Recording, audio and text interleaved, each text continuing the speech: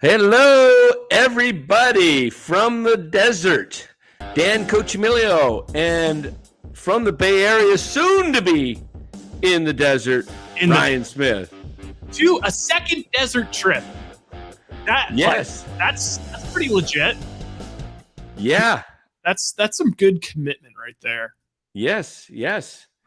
So, welcome to NorCal Sports Network. And as we're slightly, let's roll with the placeholder name of Coach and Smitty. I think it could use some work, but it also might stick. But I like the idea of saying that on Coach and the Smitty, NorCal Sport. Yeah, say welcome to the Coach and Smitty show on the NorCal Sports Network. There we go.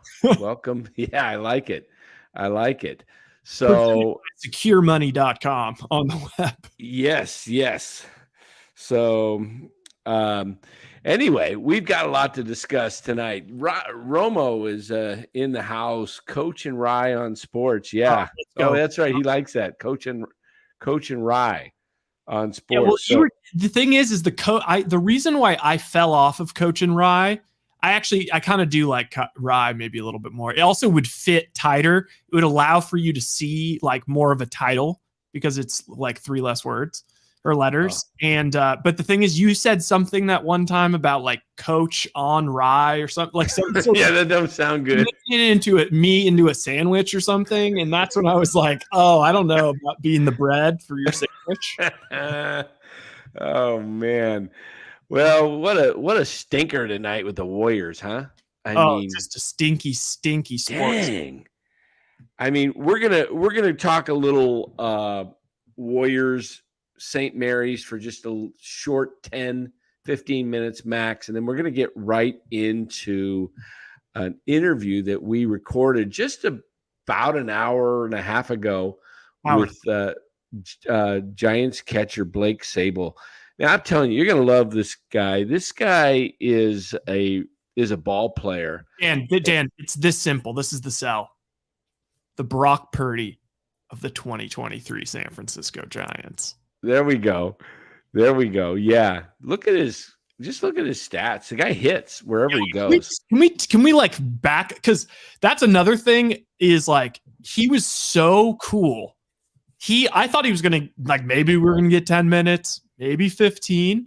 Not only did he reschedule with us because I was getting a haircut, but he pushed it back and then he stayed on for 50 minutes.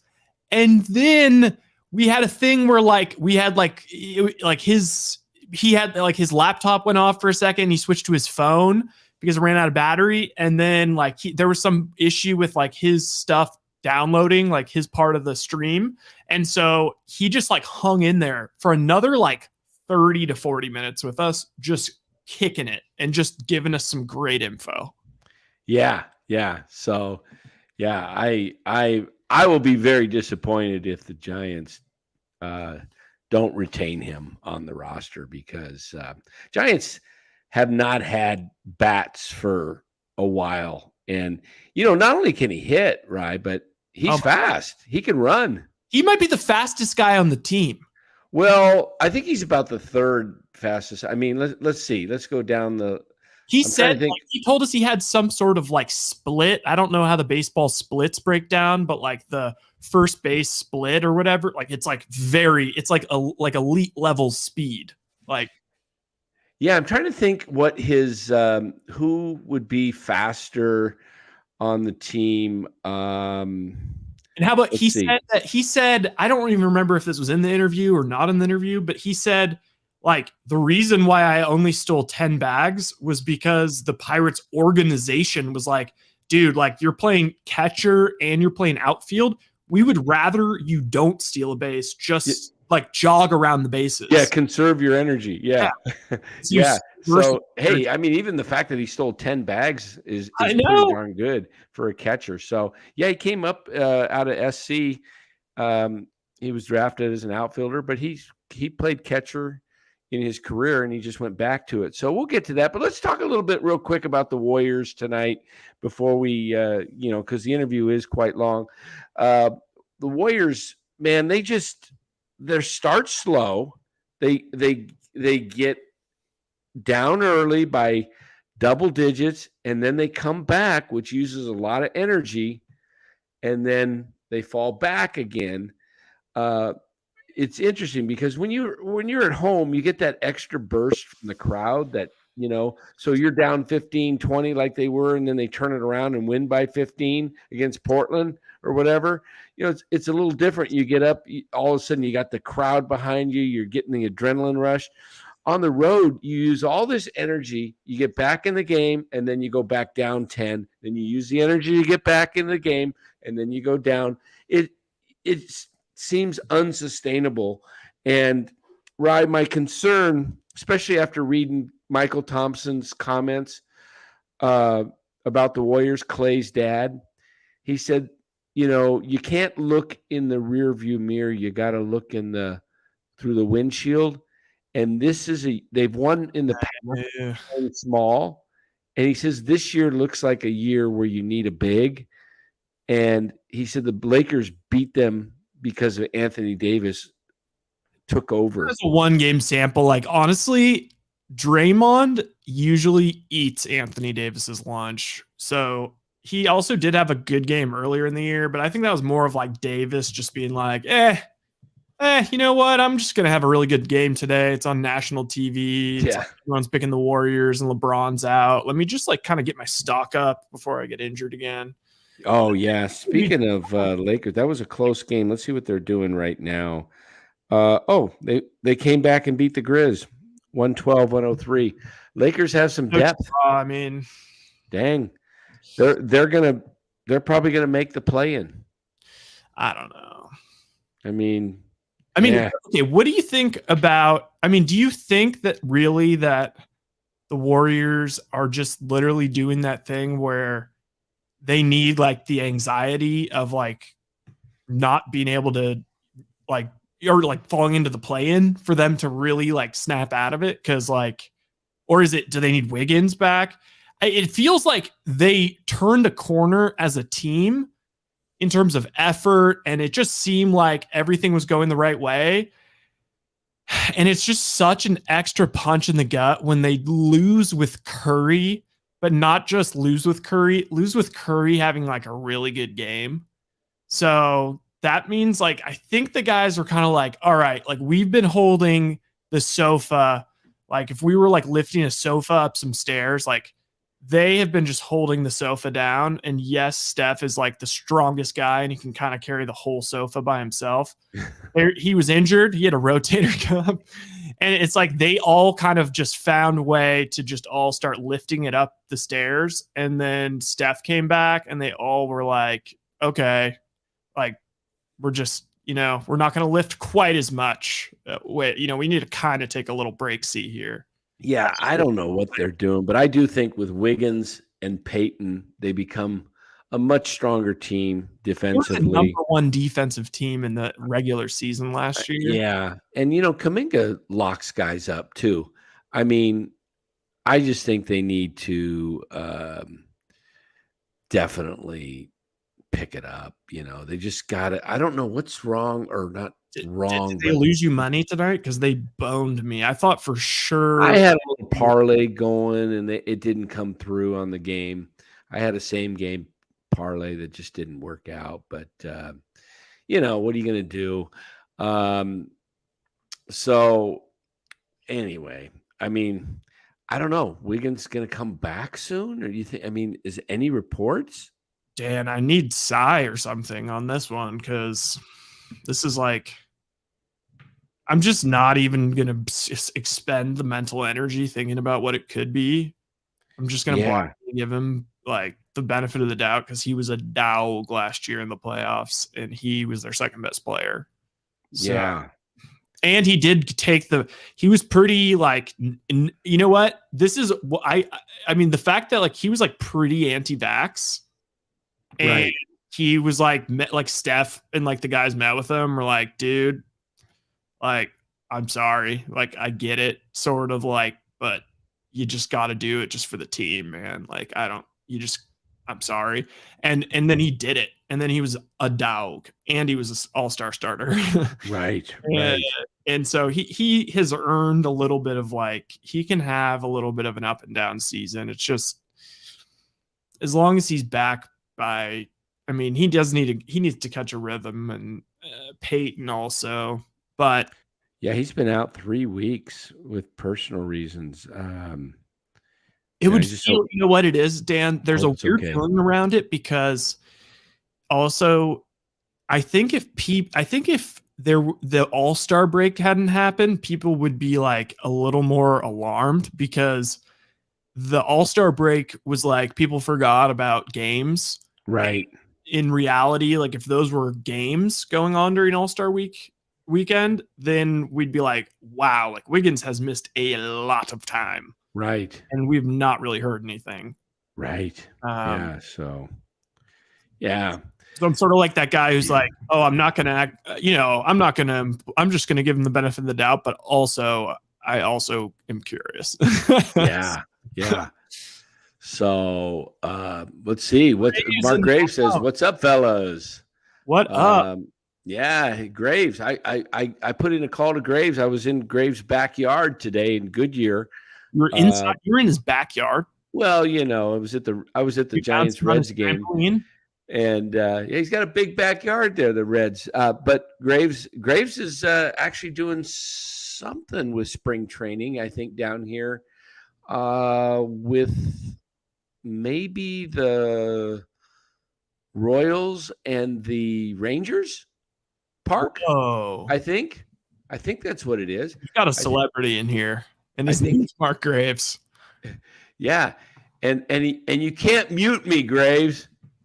It's my own channel. Don't mute me. Yeah, I don't have the talent to just be up here. Oh man. So anyway, and then St. Mary's, they stop. They kinda, you're hurting my. that was a bad one tonight. I bet like my betting account, I haven't really been like messing with since like I got up in the Super Bowl, but the guy hasn't paid me back, or not paid me back, but I've been paid out. And so I bet on the Warriors. I bet I did the thing you never do, which is I bet on the Warriors. When I saw they were down, I was like, okay, all right, maybe I'll lose my bet, but there's no way that they don't at least, cover the spread by like 5. And then they tanked at the end. Botched it. Yeah. And then they kind of kept me doing like weird things. Like while we were doing the interview, I was like, how is this game still going on? Like there was like shenanigans at the end, I think. But and then St. Mary's was just also another one that I did, and it was just over before the game it even started. Yeah. I don't know what's going on there. So I think the BYU game kind of spooked St. Mary's. I don't know. I think they'll probably go in as a 5th or 6th seed. I mean, Ken Palm is has just like a raging something for St. Mary's, because let me dial up the old Ken Palm. I'm pretty sure that they had St. Mary's ahead of Gonzaga before this game. Now St. Mary's is 11 on there, and Gonzaga is 7. I mean, yeah, their defense is really good, but they're going to need like an insane game from Aiden Mahaney in the tournament. Yeah, they definitely do. Yeah, I mean, this was pretty sad. Like, yeah, they'll just probably get 2 from that comp. USF or Loyola, they won't make the tourney, right? Who in the USF or Loyola? Loyola beat both Gonzaga and St. Mary's this year, which is very impressive. I mean, USF actually kind of has like a flamethrower guard that's kind of like that guard, yeah, he's good. But I mean, Gonzaga's just been kind of weird all year. But then, I mean, it's kind of like St. Mary's. It's like going into the year, I'm like, I mean, okay, you have 8th year Timmy, like he already is like he's like been one of the best players in college basketball for like 3 years. And it's like, I just thought like he would just kind of dominate, and they kind of didn't. They're just not quite as retooled, but they're kind of pulling a Warriors where it's like they kind of know their regular, like their whole season doesn't really matter. It's just all about the tournament anyway. So yeah, Mark Graves, did you see the play? I don't know if you saw it. You might have been getting a haircut. There was a play where Draymond was upset that I'm trying to remember who had the ball. If it was Clay, I think Draymond wanted a screen or something. And Dan, I'll let you finish, and then that shall be the last basketball talk. I'm seeing a lot of people being like, "Come on, mom." All right, baseball stuff. Yeah. Anyway, we're just covering a little bit here, all NorCal sports. But anyway, Draymond, he just kind of quit on the play, and then I think it was Thompson. He bounced past it to Green, and Green had turned his back, and it was just a turnover, and he was just like, just gave up. So I don't know. My take on it was, if I was Kerr at that point, I would have just yanked Draymond. I know he gets irritated, but I would have just said, hey, you can't give up on a play in the middle of a play, and just turn your back and quit. I mean, because you're ticked off, something didn't go right. But I mean, are you really worried about them like that? The thing is that they are historic as a road playoff team. They've won some shocking, ungodly number of series in a row, or with like winning a road game. Like, I don't know if they've ever even not won a road game. Yeah. So they're going to get one. Like, and then they just have to take care of business at home. Yeah, they can't lose at home then, but they have to win 2 on the road. Some talk on here. Bart better not be on the trade block. Cool Breeze says he keeps hearing Bart on trade block from KNBR. So, I would not be surprised myself, just because I think they're either Bart's going to be their number 1 guy. True. Okay. Or they're going to go with Perez and Sable is just a hunch I have. And the reason I say that is because, I'd love to see him go Bart, Sable, because I like the younger guys, and it's a team that's, but the Giants like veteran catchers, and I understand you got to have, to me, Perez, he's a Gold Glove catcher. Pitchers like throwing to him. So maybe that's the direction they go. But Bart would seem to make sense if they did end up trading Joey. It would be because he could probably bring in the most haul, and to me, maybe they can grab, somebody who's got a catch, who's got a, really good everyday center fielder. Dan, doesn't it feel like Sable is gonna make the team? I hope so. When you talk to him, you get that confidence that he believes in himself. How about the fact that he brought up to us, like, a lot of people think that he is not a good catcher because he got drafted as an outfielder and then went back to being a catcher. And he said he was like second, or he was like top 3 in all the minor leagues in framing, in pin framing. And then he was number 1 in Arizona Fall League in framing. Yeah. So. And Gabe mentions his framing. I've listened to Gabe say he's very, very good at framing. He's one of the better framers. Just because he was drafted in the 7th round, he's really his statistics are as good as guys who were top 5, top 10, or top 100 prospects in all of baseball. Yeah. So he's a guy that can hit, and you want guys that can hit that are young. He's 20, I believe he's 25 right now. I think he's 24 or 25. 24. 24, he's fast. He can play multiple positions. He's a catcher. He rakes. All around good dude, young guy, like from a pedigreed area. Family is ball players, like both brothers. Yeah, he's got a younger brother that's in high school, I believe, that's got a commitment to go to SC as well. So he grew up around a lot of, great athletes, professional players.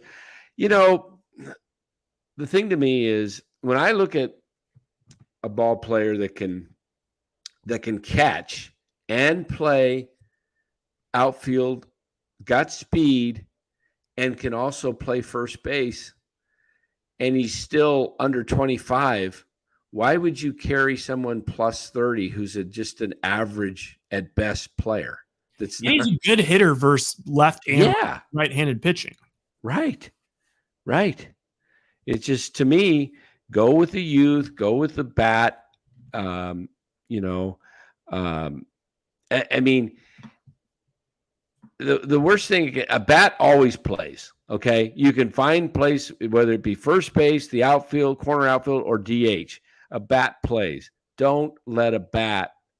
He hit 259 last year in between AA and AAA against lefties, 290 against righties, and he clubbed. I think it was like 19 homers. Let me pull it up. I got it right here. He said, again, can't remember if this was in the interview or not, but he said the strength coach, saw him run and was just like, dude, you're a freak. Yeah, he hit 19 homers last year. Hit 284 overall, 363 on base percentage, a 497 slugging percentage, and an 859 OPS. When's the last time the Giants had any prospect hit that well, let alone someone behind the dish? Oh, I know. Yeah. All right, you want to get to the interview? Yeah, let's do it. Let's do it. All right, we're going to take a quick 30-second break, and then we'll be back with the interview. Yeah. All right, right after this.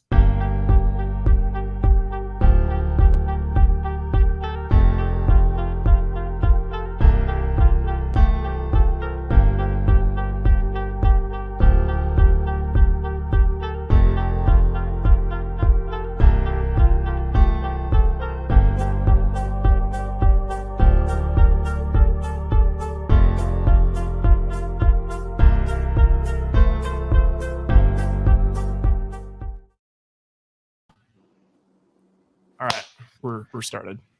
All right, Blake Sable joins us here on the NorCal Sports Network, San Francisco Giants catcher, and he's been in camp now for a few weeks. He was a former Rule 5 draft pick from the Pittsburgh Pirates organization. Blake, thanks for joining us.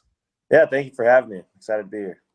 Yeah, so I interviewed you a little bit in the locker room earlier, and you were explaining how the Rule 5, you were with Pittsburgh, but the Rule 5, Cincinnati drafted you. I think you were the 4th overall selection in the entire Rule 5 draft, which says quite a bit about you and your abilities.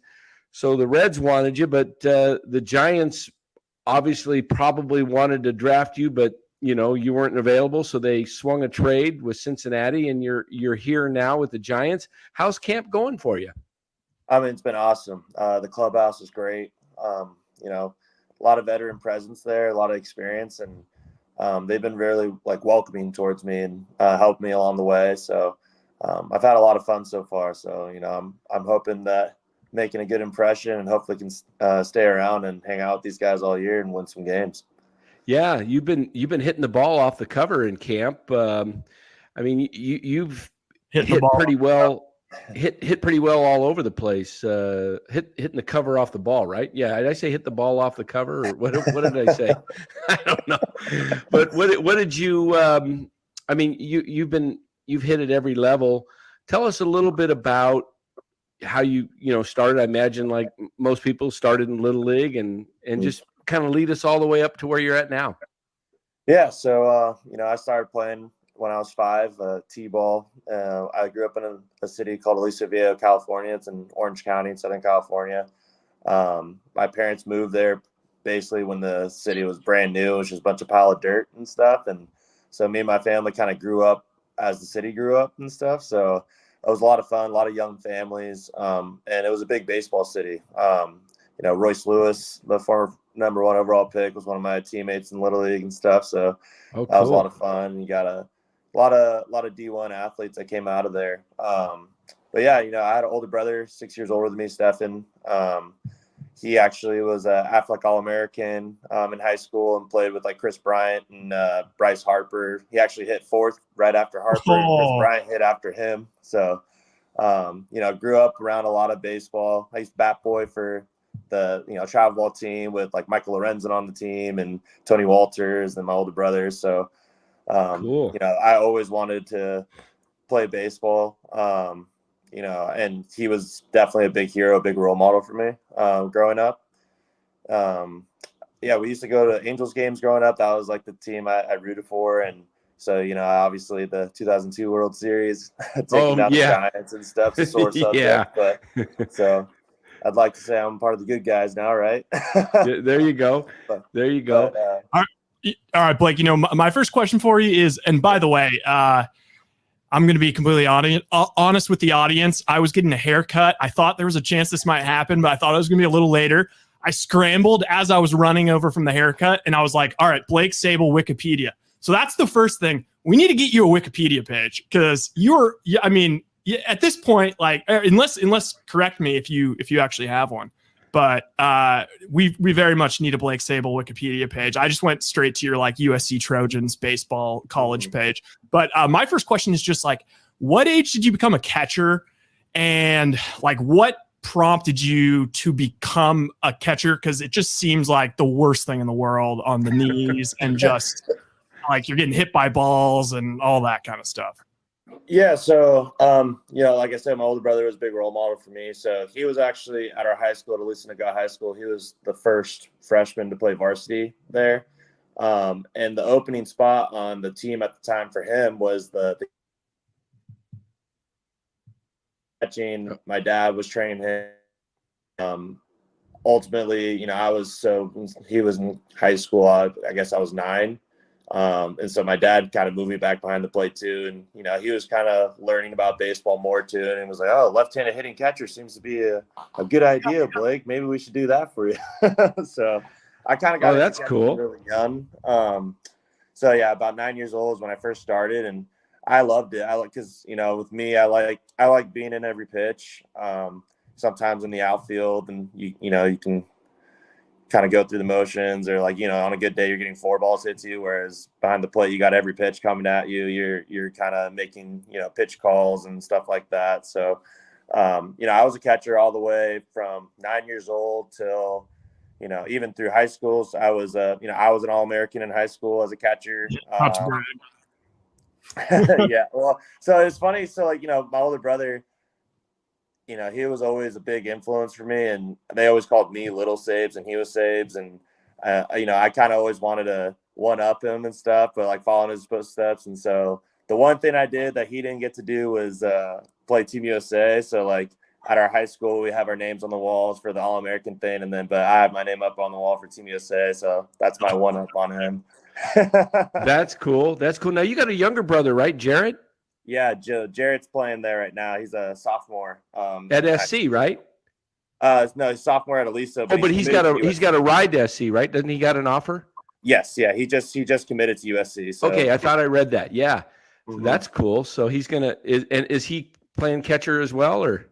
Yeah, he's also a catcher. We all kind of, I guess it was a trickle down effect from the older brother. But yeah, no, I mean, he's a great athlete. Both my little brother and my older brother were definitely a little more gifted, I would say, as far as like speed and power, if you can believe that. And I was more of like, growing up, I was always a beanpole, like really skinny. Like in high school, like my senior year, I was 6'4", so same height as I am now, but I was like 180 pounds maybe. And now I'm 230 pounds and, a couple years later. So, the added weights kind of helped me unlock a little bit of power with the bat.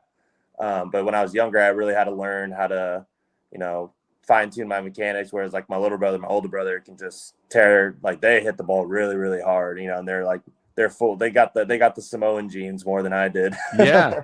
Yeah. Cause are you full Samoan or part? I'm 50%. My mom's Okay. full Samoan. And then our other half, our dad's from California, but it's Croatian.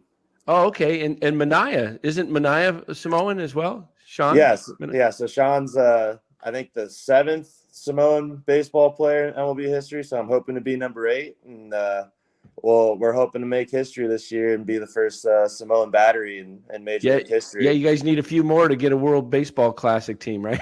Yeah, well, it's actually really funny. We were talking about it. So back when I was I want to say USC, it might have been end of high school, but we had a coach, Brent Herring, that tried to get together a Samoa national team. And we had all agreed to it. My older brother was going to play. I was going to play. Sean and I was going to play. I think TUES was going to play. And so we fielded out this roster. But we ended up so we were supposed to play a tournament. I think it was going to be against like Australia, the Philippines, and New Zealand, if I'm not mistaken.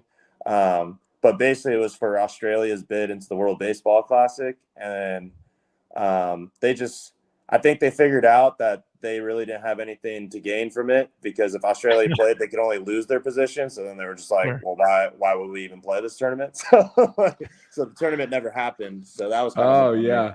That would have been the first time I would have played with my older brother on the same team. And, I was excited to hopefully meet Sean, him being a big influence for me just because, his Samoan background and making it all the way up to the big leagues. So let's get that narrative going. I heard that just some murmurings that Australia might be afraid to play Samoa. I mean, I think you can ask my older brother and Sean. We'd love to get a Samoan team together and try dude, that would be so sick. Just your brothers. Does Mania have any siblings? He does have siblings. I don't know if they play though, but I know they're really big because we actually hung out yesterday on the off day.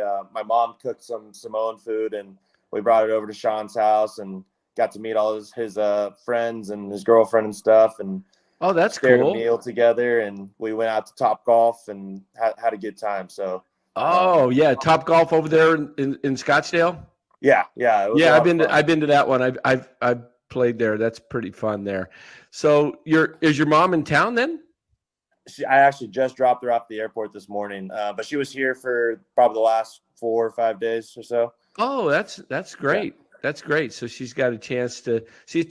So tell us a little bit about what it was like when you were in the Pittsburgh organization.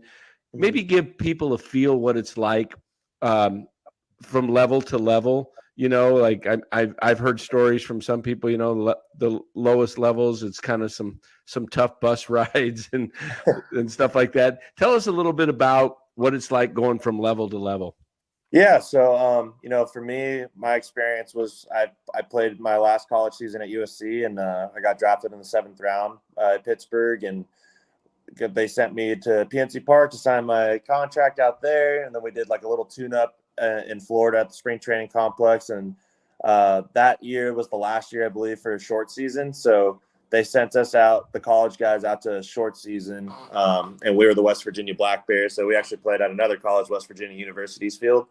So we were actually, it was kind of not too big of a change of scenery from USC going to play for the Black Bears because we were still at a college field. And but some of the other places we had to play, that you don't get many fans, in short season at some of these spots like Batavia, New York, or Auburn, New York, where you're maybe getting 400, 500 people there. And, but it's the future of the game out there. So it's pretty cool. Like, some of the guys I was able to face out there. And then, the minors, you kind of move up with these guys, hopefully you do well enough and stick around long enough that you're able to move up with all these guys to hopefully, you're knocking on the door for the big leagues. But yeah, so the Pirates, I would say, the affiliates are kind of good, like for them, like as far as like venues and, we in Bradenton, Florida, we have Pirate City where they set up all the guys in, which is a little bit different than other organizations. Cause, when you're a minor league guy for the Pirates, you stay basically where you have a roommate, kind of like it's like a dorm building almost connected to the spring training site there. And so there's perks of it where, you know, you can get the extra couple minutes of sleep because you can just roll right out of bed, go to breakfast where they have, you know, the chefs cooking stuff for you there, and you're literally, the baseball field's your backyard. So that was kind of cool. Then we had low A.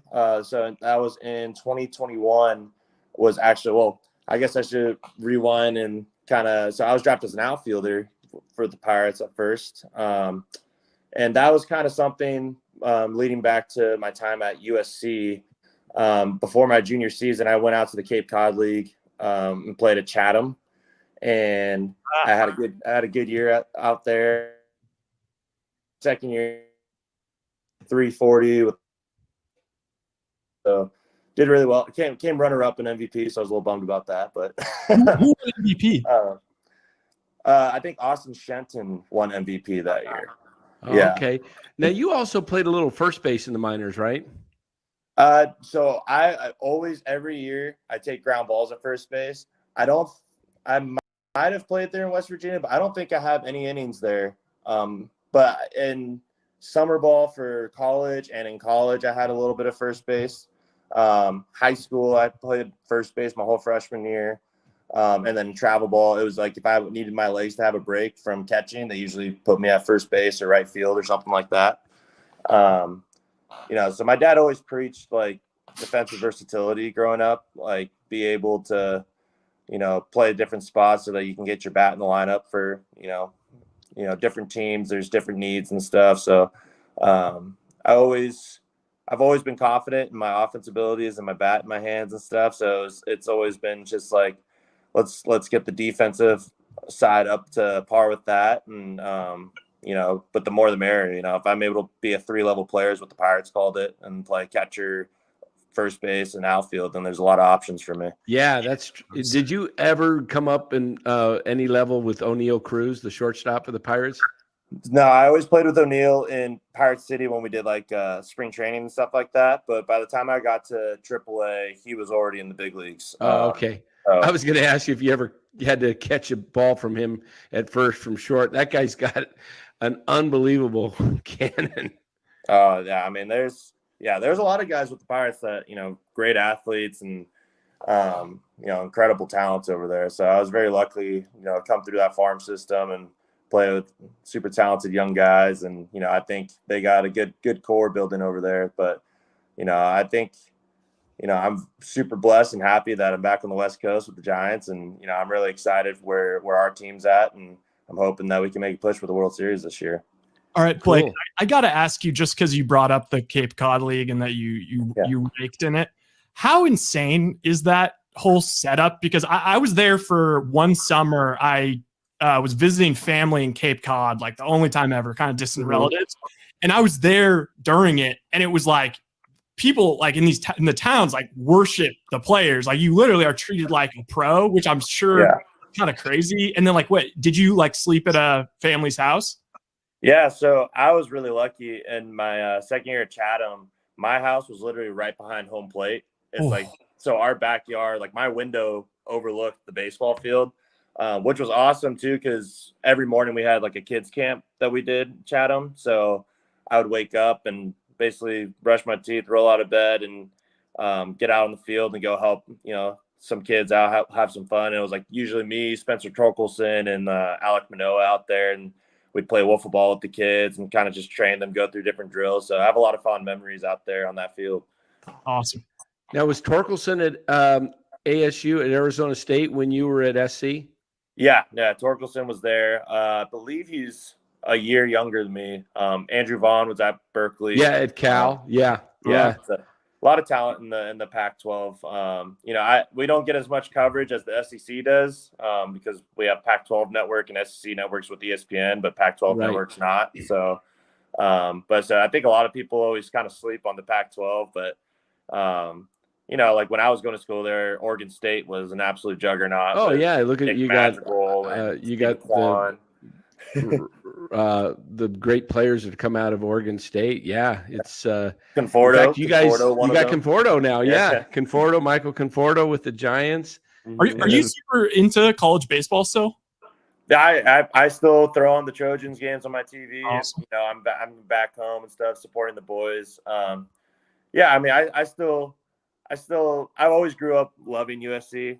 You know, Reggie Bush was one of my favorite athletes growing up. Oh, yeah. And so I used to always, it was funny. So like with that commitment, like I remember, so one of my best friends back home, his dad went to USC, and they were big, like they still are season ticket holders, so all the football and stuff. And but I remember watching the game where it was like Reggie Bush and it was Vince Young ended up winning at Texas. But I remember telling them, like back then, me being the little cocky kid I was like, I'm gonna go to USC and I'm gonna be number 5, but for the baseball team, because Reggie Bush is number 5 for the football team.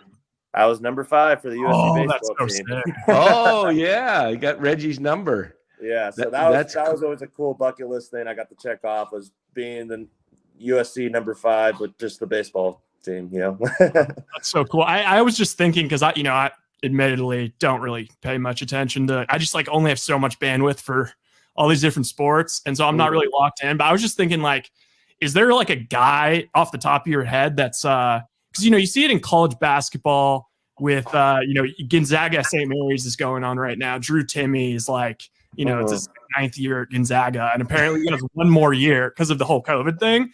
And then you look in football, and it's like Stetson Bennett in his like 23rd year at Georgia. Is there anybody that's just like kind of like a stud? Like, I'm not necessarily going to make it to the next level, but that's just like a 6th year guy that's just kind of dominating? I'm not sure. I mean, baseball's like one of those sports that, like, if you're hot, teams will take you. I mean, it's one of the bigger drafts. Where the NBA, there's only 2 rounds, so that makes it tougher for guys to get picked there. Where the minor leagues, they need to fill out rosters still and bring in these guys. I mean, you see guys that get hurt every now and then, and then they get they have to go back for another year. There was actually it's not the same type of story or for your question, but one of my teammates at USC, his name is Riley Lamb. He is now, I believe, at St. Mary's College. But sweet. Yeah, so he just pitched his first innings, opening weekend, and it was like his first pitch that he'd thrown in like 3 or 4 years or something, because he just had nonstop injuries for the last couple of years. So that was a pretty cool thing that he stuck with it, though. I mean, that's tough to not throw a pitch for basically like 4 years, and you're still grinding, going through the rehab every day to try and get back on that mound. So I think that's pretty cool that what he did. I rode home with when I was in Arizona for a couple days, staying at this guy's house. And then when I was heading home, after I, just kept changing my flight to later and later and later, because I was just so beyond unpacking. And then I finally took like the last Southwest flight, and I ended up on the plane with all the St. Mary's baseball team. Oh, cool. Yeah, I think it's kind of weird how like St. Mary, I don't know if you've like been to the college, but it is literally a high school. Like, it's smaller than my high school, which is in Moraga. Like, we used to like play basketball in their gyms, like it's no big deal. And then in like Patty Mills and Delvedale, but like basketball and baseball, they're good. Like Corbin Burke, like they've got dogs that come out of there. Sorry. A lot of them. Oh, go ahead, Blake. Yeah. I was like, that's the kind of the cool thing with baseball, is just kind of like the diversity of like backgrounds that like players have. It's not just like we aren't all Alabama football players and just get into the league. It's kind of cool. Like, I mean, that was kind of eye opening for me at the Cape Cod League, actually, because you go out there and it's supposed to be like basically college all-stars and stuff, and you're headed out for a summer ball team, and you'll see a lot of guys. I had a lot of friends out there from like D3 schools, D2 schools, and I was like, what the heck? You're a 6'6" left-handed pitcher that throws 98, but you go to, some random school I've never heard of. And so, you see all different walks of life, but that I think that's what's cool. I talked to my alma mater, my high school, with my little brother's team, and told the kids I was like, like, I know I've been in your guys' shoes, and I know like some of my friends have been in your guys' shoes, where you might be discouraged right now because I'm not going to go to Oregon State right out of high school, or I'm not going to LSU right out of high school and stuff. And it's like, you don't have to be a finished product right now. I mean, even I was talking with Craig Albernez, our catching coach. It's like, the motto we kind of have here is that we'll never be a finished product. You always got to keep working. And there's always something to improve on. Like a couple of years ago, I actually was training back in California, and I was lucky to be at the same facility that Albert Pujols was at. So I was able to hit batting practice and kind of lift next to him and ask him some questions. And, that was kind of one of the things he told me is like, he was like, I basically accomplished everything in baseball that, you could dream of accomplishing, and played for as long as that, guy that's played as long as he has. He was just like, every day I still feel like I learned something new. Like that's what's awesome about the game of baseball. It's like, it's a never ending like study. It's a never ending fountain of just learning different situations or different little things that might help your game and hone your craft. That's great. Do you, as when you're at SC, do you guys, do the baseball players at all kind of mingle around with any of the football players or the basketball players? Because Rye did the 49ers coverage this past year, and was wondering if you knew Drake Jackson for the 49ers. Yeah, no, I've spent some time with Drake Jackson and Talanoa Hufanga. That's what I was going to say. Yeah. Hufanga, yeah. So actually, one of my best friends from USC, who's one of my first friends I made there, is Juju Smith-Schuster.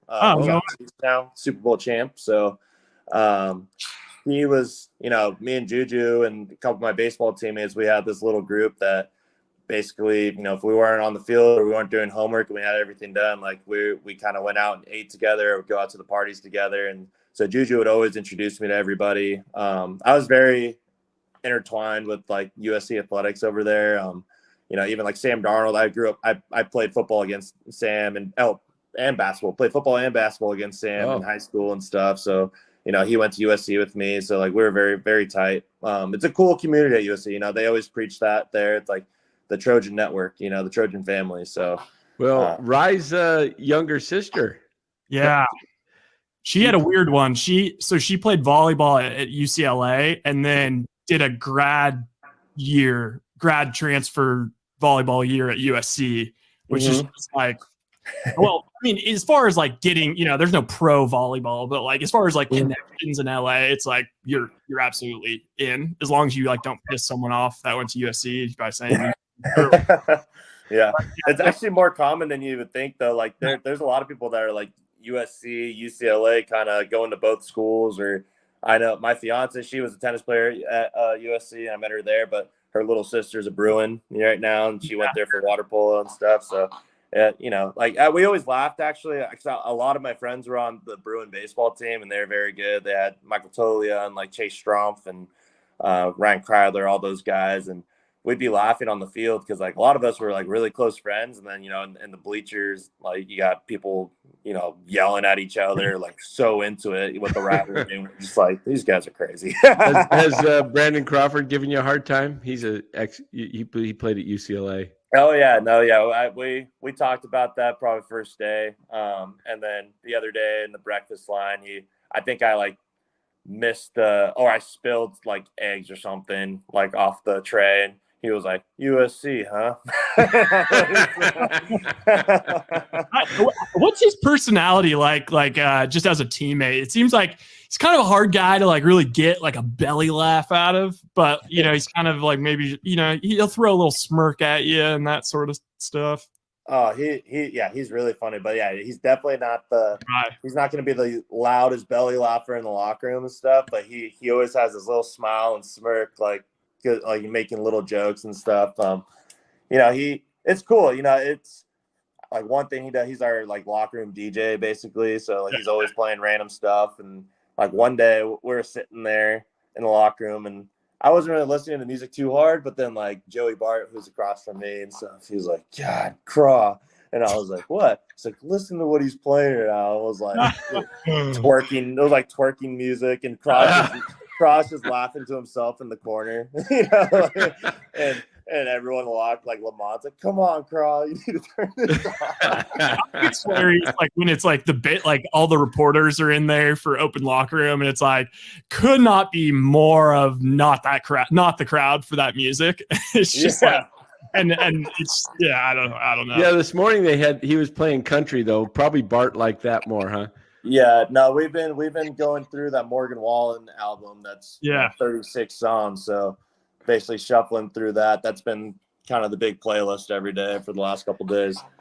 Now you've been together as a team for about 3 weeks, roughly in the locker room. Have you kind of come up with a guy that seems like the funniest guy on the team? Because I get one guy that keeps coming up, and I'm curious if you've come across that yet. Yeah, I'm going to probably go with Brebbia. That's it. That's the guy. He came up 3 times today, Brebbia. Yeah. Oh, no way. Yeah, Brebs is definitely interesting. He's awesome. One of the nicest human beings you could ever meet, but like he's just so funny.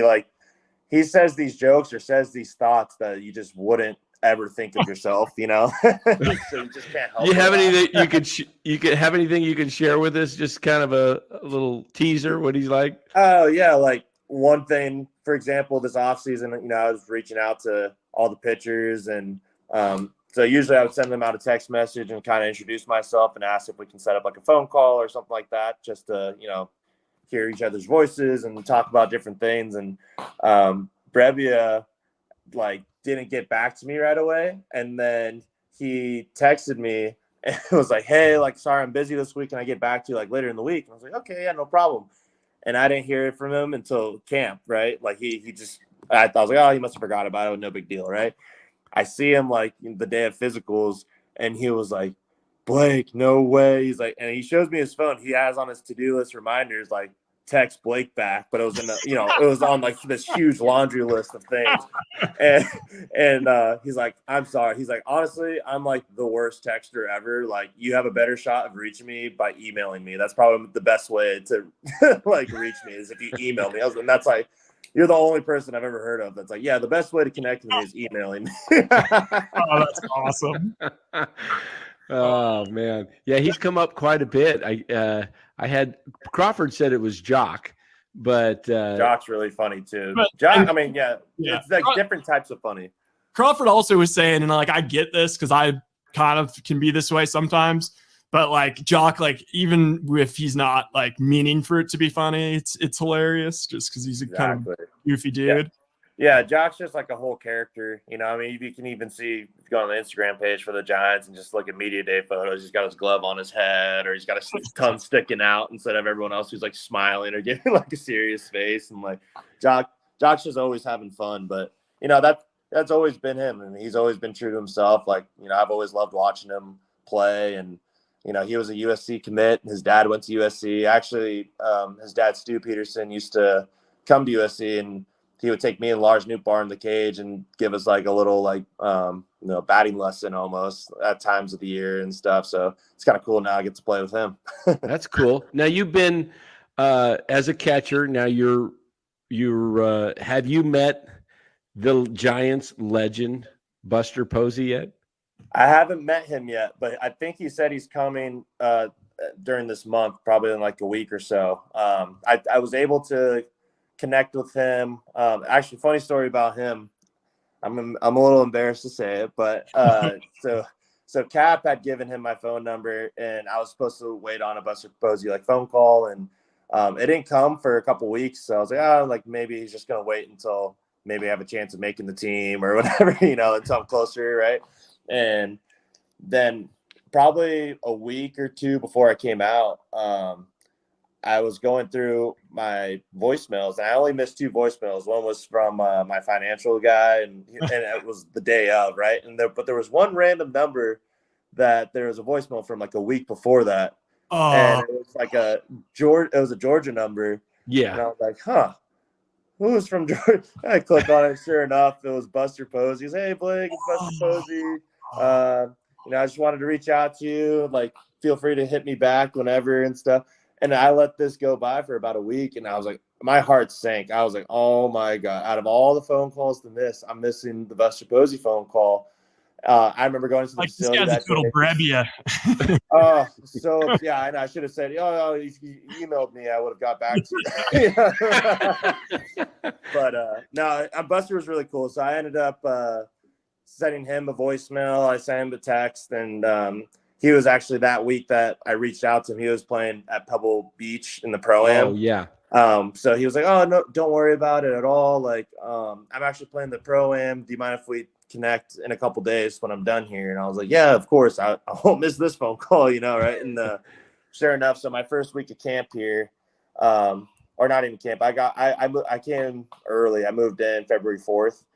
So that week, Buster gave me a phone call, and we talked for about 30, 45 minutes. And it was just an awesome opportunity just to catch up and kind of ask for his advice, being a younger catcher on the team and commanding a veteran staff, like different things like that. His two strike approach is something I admired. Like, I mean, for him to play as long as he did and having like an 11% or 10% strikeout rate is absurd, So like, it was a pretty cool conversation, and asked him if he was going to make his way out to Scottsdale to meet in person. And he was saying, yeah, he's definitely going to bring the family out for a week or so. And so I'm looking forward to when he's out here.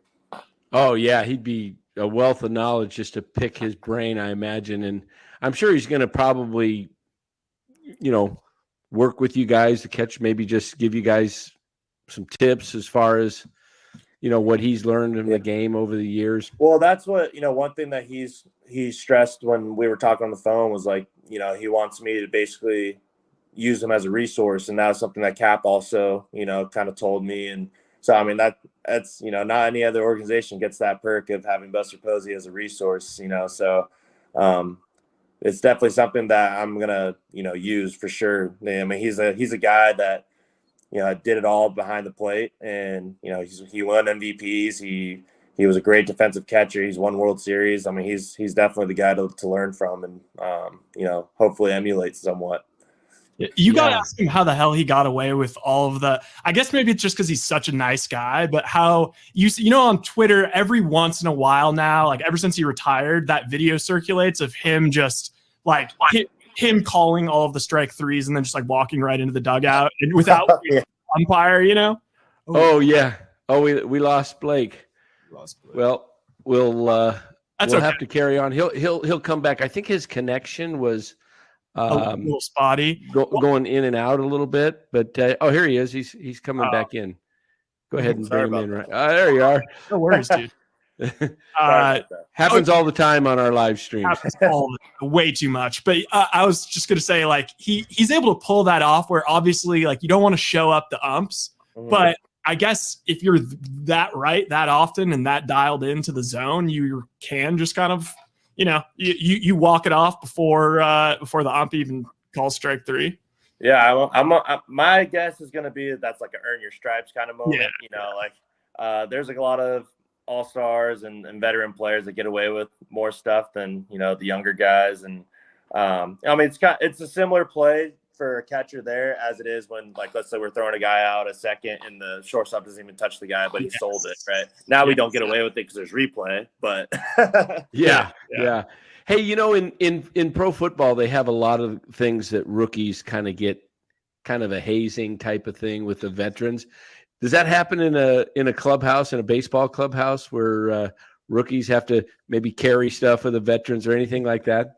I have yet to see that here. So, I mean, we'll wait and see. I'm always trying to be a team player, so if whatever I got to do, I'll do it. But it doesn't seem like that's the case over here. It seems like these guys are more focused on, winning games on the field. But I mean, in all honesty, they're just a great group of guys just to hang out with. Like, I find myself being done with my work day sometimes, and instead of going home, I'll still find myself wanting to stay there for an extra 2-3 hours, just hanging out with the team and, chatting it up and learning different things. So it's definitely a really cool environment. Yeah. Is that being Rule 5 where you pretty much have to be on the 26-man roster for the full year to stay with the Giants? Mm-hmm. Is that stressful personally, where you're like, gosh, in as little as 3 weeks, I may be with the Giants, or I may be who knows where? Yeah, I mean, I think for me, it's an amazing opportunity. These opportunities don't come by very often, and it's something that even talking with Cap, like, we're out here competing for not just one spot, but 2 spots on the team. So you got 4 really good guys going after two spots, and we're here just to try and help the San Francisco Giants win a World Series title. So it's like, for me, I wouldn't say that it's stressful. I think it was more stressful, like feeling like there wasn't an opportunity there. Like sometimes, like with the Pirates, you know, I'm very grateful for, you know, one, letting me switch back behind the plate. You know, not many other teams would let a guy that they draft in the outfield throw their hat back in the ring and try and develop back there. But you know, I mean, this industry, there's different opportunities that are just tough to get. You know, I wasn't a first round draft pick out of the gates.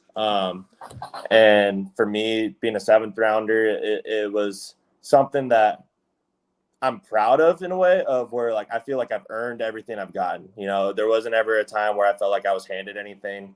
And I think this Rule 5 draft was kind of a pat on the back, or kind of like a reward for, you know, the work I've done the last couple of years, and kind of telling me like, yeah, you know, you're on the right path. But you know, I'm taking everything one day at a time. I'm just trying to learn as much as I can here and get better. You know, I'm still talking with Joey and Roberto and Winnie, and we're all helping each other out, which is just really cool. So, you know, whatever happens, I truly believe, and, you know, I have faith in the Lord, and that there's a plan for me. And so whatever's meant to be is meant to be.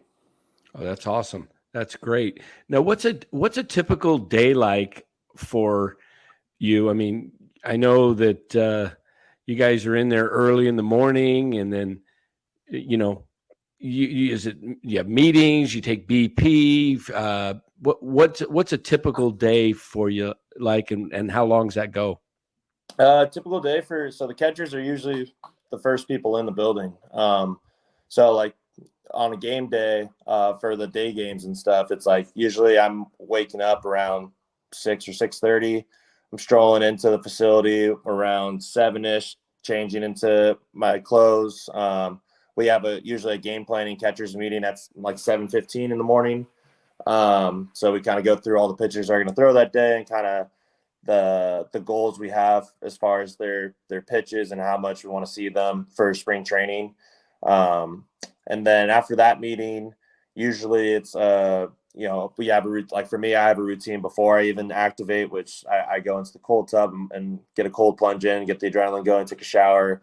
Then I put on my you know, workout uniform, go to breakfast, go to early work, and we have Albies out there all the time, which is awesome. So we'll do catchers early work, whether it's blocking, receiving, or, you know, whatever you could want. Early cage session. Then finally, after all that, it's like, okay, we have a team meeting, and then we get into our actual scheduled stuff. So like there's a lot of unscheduled stuff that we do every day. And then the scheduled stuff, I would say, lasts about 2 hours, 3 hours. And then you go, you know, if you're at an away game, then you get in your car or get on the bus and head over to the stadium and stretch out, do what you need to do, and get ready to play. And if it's a home game, then obviously you can kind of chill in the building, go get lunch, do what you got to do. But yeah, no, I mean, it's definitely here pretty relaxed, I would say. Like they leave a lot up to you, of like, it's not cookie cutter. Like they understand that everybody's a different player. They understand that different people need different things to get ready for their days. So they like the time you need to get whatever you want done, to, you know, help you perform at your best, which is really awesome. That's great. That's great. Hey, Blake, I just have one more for you, because you've been like more than generous, dude. Like I told you, like how maybe 10, 15, we're already at 40 minutes. But no worries. Okay, the last is kind of a two-parter. Okay, first thing is, like, I know, you know, you're not a vet, you haven't been around the clubhouses forever, but like what's something that us as journalists that are, I'm actually coming up Wednesday night and I'm going to be in the locker room for a couple days. Like, what's like the most annoying thing that a journalist can do? Or like, what are some questions that we should steer away from? I guess the one you just asked. Yeah. It was going to be, if you can think of any sort of pranks or anything funny to, or anything to mess with. I would say for me, I'm like probably one of the more open, you know, people. Like I'm an open book. I kind of welcome it all. I don't really have a problem with things, but so you know, it's just like, you know, even for me as a catcher, it's like you have to know personalities, and, you know, like, so there's some people that I know like sometimes they get annoyed with if like a reporter gets all the way up into like their locker in their space when they're like trying to change or whatever, or you know they're sitting down and they're like they just don't want to talk and they're in their space. But yeah, I mean it's just different personalities. Like I said, for me, it's like I try to be pretty optimistic, pretty welcoming for it all. You know, I understand you guys are just doing your jobs, and you know, I'm part of this is the job that I've always dreamed of having, you know, and like so part of that job is, you know, having a relationship with the media, and you know it's awesome what you guys do, you know, helping fans, you know, because I used to be a fan. I'm still a fan of baseball. You know, where I still like hearing the interviews from some of my favorite players and stuff, and that wouldn't be possible without all the coverage, you know. Awesome. That's great. That's really cool because you know, there's a lot of fans that you know, we hear from that are really pulling for you. Giants fans, you know, are been starving for young talent to come up in the system, or you know, whether it be from the farm system, from they were drafted or traded like yourself. They're looking for young people to come up, and so it's exciting to see, you know, you get off to a good start, hit the ball well. I have another question for you. That's kind of an odd question, but I played ball growing up, you know, through high school and stuff. I had some weird superstitions, you know, like if it was a rare day where I got 2 hits, you know, maybe I wouldn't change my socks or something for that next game or whatever. Do you have any weird superstitions or any that you've heard of that other players, and you don't have to name other players if you don't feel comfortable, just what's some of the wild superstitions you've seen baseball players do? I mean, there's so many, and there's some that shouldn't be said on here, but you know, there's I know like Judge has a superstition that he chews the piece of bubble gum, and if he gets out, then he gets a new piece of bubble gum. So if he is 4 for 4, he has the same piece of bubble gum the whole game. You know, that's what he does. I would say for me, like it's kind of just like on the fly type of thing. You know, like you said, if I have a really good game, like I had smacked a couple homers or whatever, and I had Chick-fil-A for lunch, maybe I'm going back to Chick-fil-A, you know, until it stops working. Like, you know, hopefully you don't have it. Hopefully that's not on a Saturday night because they're closed on Sunday. I know, right? Yeah, exactly. You gotta well, see, that's when you have to plan ahead and yeah, exactly. order extra and keep it in the fridge, right? There you go. But yeah, no, I mean that's something just on the fly that, you know, I think I've gotten better as I've gotten older and like playing more games of like, you know, oh, you know what? I'm not gonna let the fact that my tights have a hole in them or whatever, and I can't put on a new pair of tights. Like I'm not gonna do well anymore. You know, like I don't want to let that like affect anything. But you know, it's part of the game. Like there's still things, like I said, like literally the other day the bubblegum thing, it came to my mind with Aaron Judge doing it, and I think I got to double my first at bat or something. I was like, I'm going to keep this piece of gum in. You know, okay, I actually have one very final quick one. Just because we're similar-ish in age. I was born in 95. I saw you were born in 98. Does anybody in baseball still wear any of those fighting necklaces or no, you remember like those things? I still don't understand. There was some wizardry to it because I definitely did that balance test thing and it definitely worked. And I definitely got a bunch of them. But is anybody still rocking that, or is that just a fad? No, I haven't seen anyone rocking those for years, but I remember they were so cool when we were growing up and stuff. And like, you know, there was the one with the 3 braids where I had different colors, and you had the single one. And then I even remember the wristband, the EFX wristbands or power bands or whatever that people would wear all the time. Yeah, I want to say I only had one fighting necklace growing up and like one like power band thing. But then, yeah, I remember I like looked up stuff on my phone.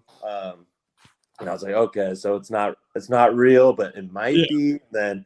But I'm like, I'm a believer in mind over matter. You know, I think the mind is a super strong thing. So like, you know, I'll tell myself, you know, something like, oh, this is gonna work. You know, like if you tell yourself it's gonna work, it might work. You know, but and like I said, I try to be more of an optimist than a pessimist. So, you know, if I see anyone with their superstitions or, you know, they tell me something like, okay, yeah, let's roll with that. You know what I mean? Sure. Yeah, that works. Okay. On that subject. Okay. Very, very final one. I promise. Before they I forget what they call it now, but before they like nerfed all of the baseball bats for like, you know, like little leaguers. Yeah. You have a favorite like Catalyst or Exo or like any of those like dropped again. It's okay. It's okay. Yeah, he'll come back. It's sometimes a streaming, you know, like you had it. There he is. Yeah, okay. yeah. All right. That's actually all right. That actually is my final question. Sorry about that. Del? So my favorite bat, I was always a DeMarini guy. So I would say I have two.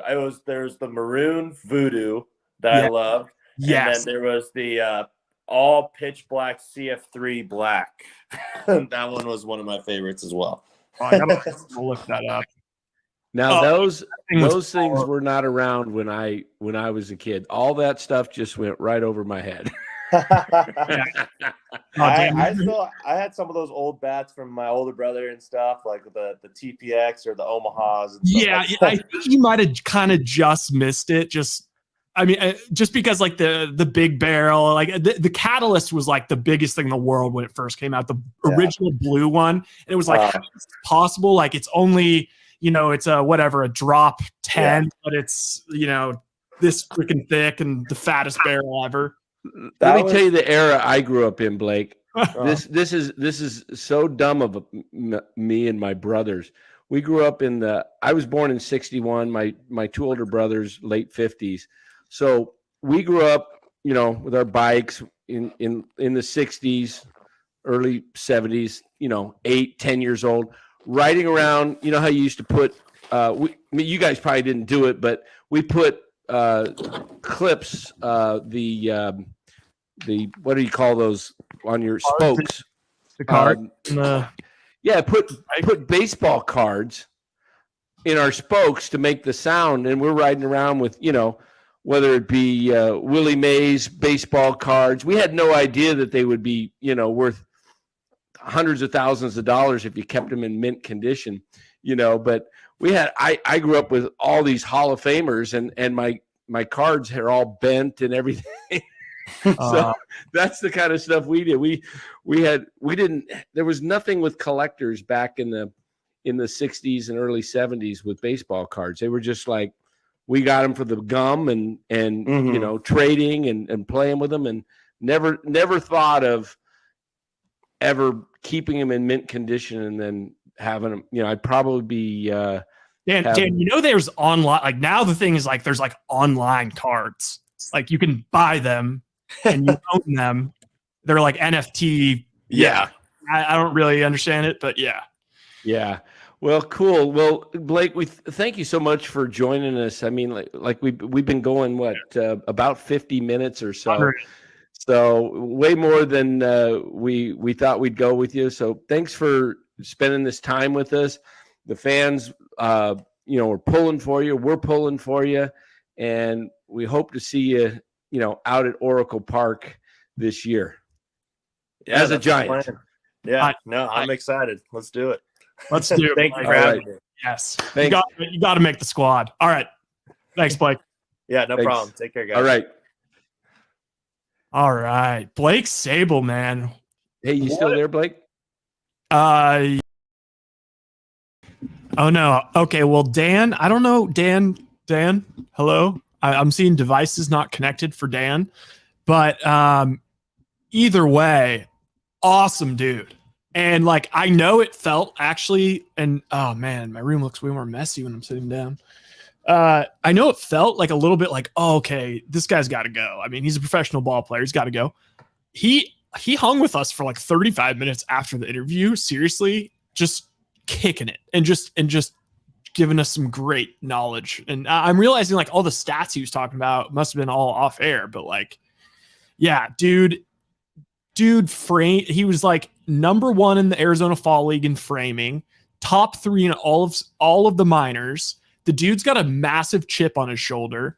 Dan is muted. Yeah. Better.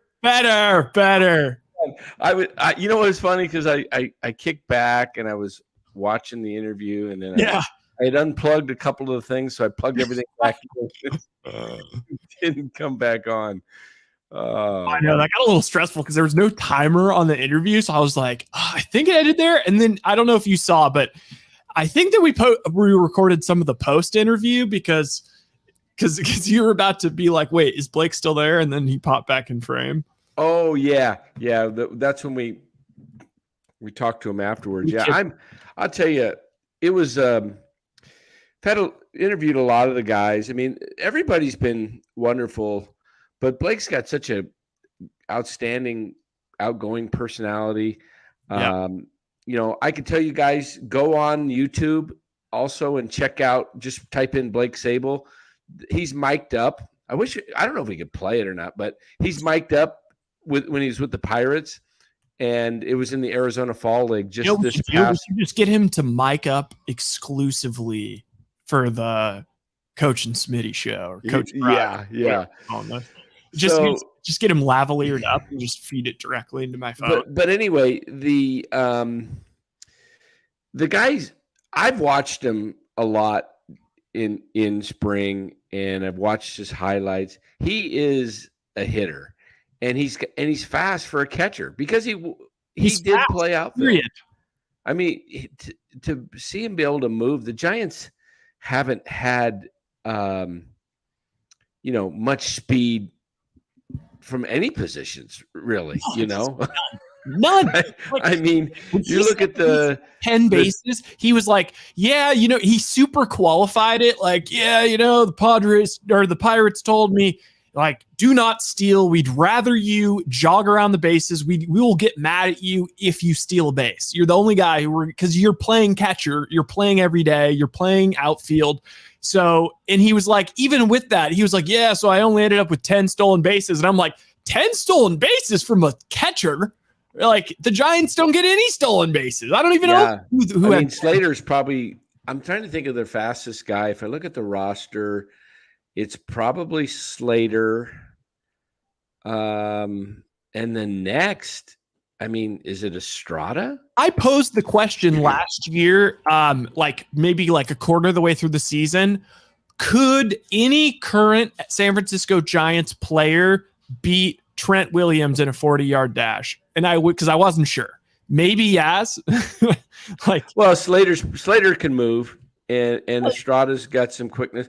I'll say this: the other guys that are coming up look pretty good, between Isan Diaz and Brett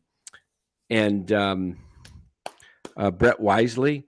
Yeah, they're both look like good ball players. In fact, Diaz hit one out today. I was just ready to turn on for recording. Now, I did get a triple by Casey Schmidt. Pretty good camera job by me, just holding my phone. Yeah. It's 19 seconds. I don't know if 1 minute. I'll drum it up. Did I send it to you?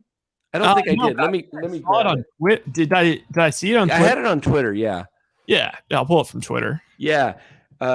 Casey Schmidt's got some Schmidt's not only power, but he's can move pretty good. But dang, I just get excited to see some of these young guys. Okay, here's Casey Schmidt today.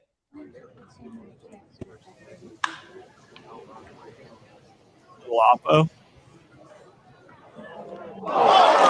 Kind of just off the glove. The guys go, watch him. He looks back. Then I love the helmet coming off.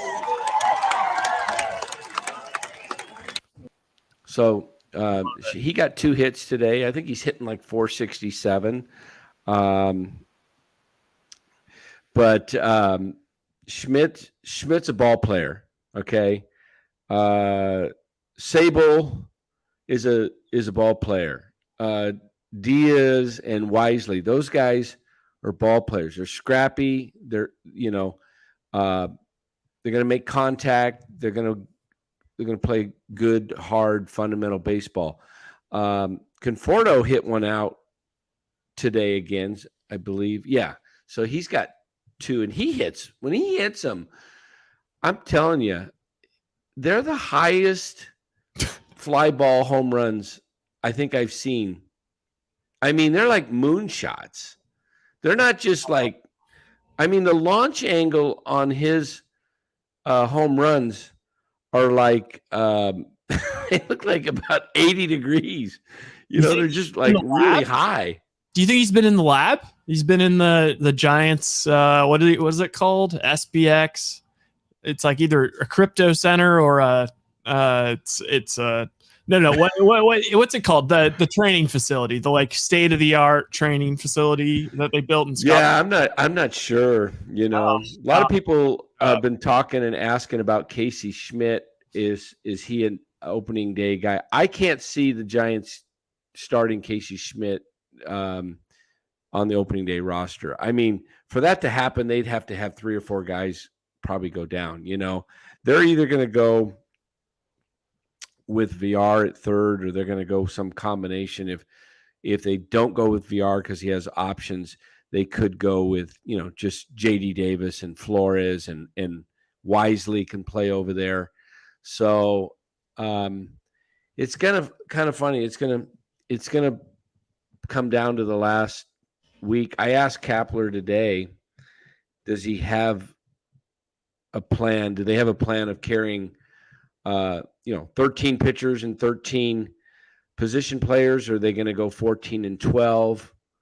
And he's, I asked him if that was yet to still be determined based on camp. He said it's not determined yet. I mean, I think they can get away with 12 pitchers to open up. They've got 2 off days in the first week. Let me grab my schedule here. Hold on. I left my phone behind me. I'm still looking for this. If you look at their schedule, they've got opening day, and then in New York. In New York, then they got a day off after the next day. They're off, and then they play. They play Thursday, the 30th of March, and then they're off on Friday. They play Saturday, Sunday. And then they go to Chicago and they play Monday, and they're off Tuesday, and then they play Wednesday and Thursday in Chicago. So you don't need 13 pitchers for your first 6 games when you got 2 days off. So in my view, they got to do something creative. And I think they can go with 14 position players and 12 pitchers. They've got basically 6 starters and 6 guys in the bullpen. So, to me, I'd like to see them figure a way to keep Sable on this 26-man roster. Whether that means he stays up and then you move different guys around and juggle guys, that would be great. So, yeah, but we're going to, guys, I did talk to Logan Webb today. Yeah. Logan has agreed to come on the show as well. So that is going to be so good. Yeah. Tell your friends. Let's talk. We'll get Logan on here. And wait, did I say, I might've said it. I don't even remember if I said it or not, but right off the jump of the show, I think we said, I'm coming down. I got a press pass. We're gonna get some good stuff this week. I probably starting, or really, I'm getting in tomorrow, probably Thursday and Friday, and then maybe some stuff after the games. Who knows? Yeah. Do we have anything that we got? We could. You want to finish out with the interviews are a little long. We got a short one with Jock. We've got Alex Wood. I say we leave the people wanting a little more. Yeah. Yeah, I think we leave him on the Sable. I mean, that Sable, that was. That guy is awesome, and I've just completely talked myself into the Giants. And I couldn't remember what we talked about in the interview and off camera, but I think I told him that we were gonna, or I was like, you're going to be the Brock Purdy. I need you to be the Brock Purdy for this channel. Yeah, that would be awesome. Yeah, no, I'm telling you, we'll get some more interviews. We'll get Logan Webb. I got some stuff of Gabe today talking about Marco Luciano. I did go up to Luciano last week. I said, I don't know how to say any English. No. So we need an interpreter.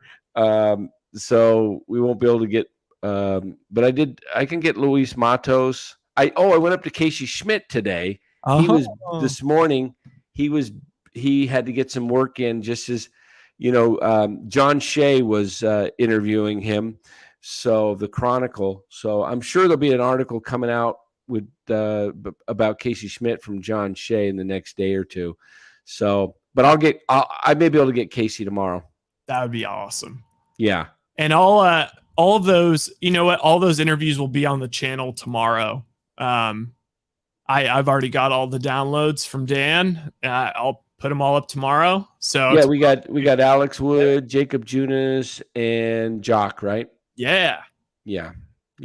So very good. Well, I feel know about, even despite the Warriors and the St. Mary's, it's ever. So we're gonna wrap it up, call it an evening, because it's midnight here in Arizona. I got to get up early, get down to Scottsdale, and then Rye, you're coming in tomorrow late afternoon. Yep. Awesome. And then got to pack. We'll wrap it up and be checking for the channel. We'll alert everybody. We won't do a live stream tomorrow night because the Giants are playing Team USA. Yeah. At 7:00 Arizona time, so 6:00 in California. It may be on. It'll be on MLB radio. I know that.